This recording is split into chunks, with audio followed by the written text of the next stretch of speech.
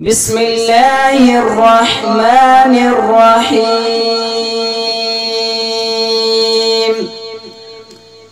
وقل إني أنا النذير المبين كما أنزلنا على المقتسمين الذين جعلوا القرآن عضين فوربك لنسألنهم أجمعين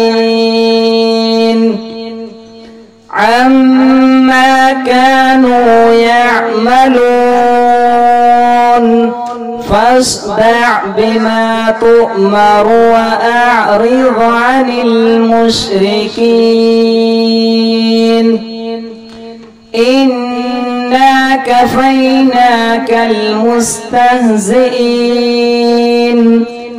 الذين يجعلون مع الله إلها آخر فسوف يعلمون ولقد نعلم أنك يضيق صدرك بما يقولون فسبح بحمد ربك وكن من الساجدين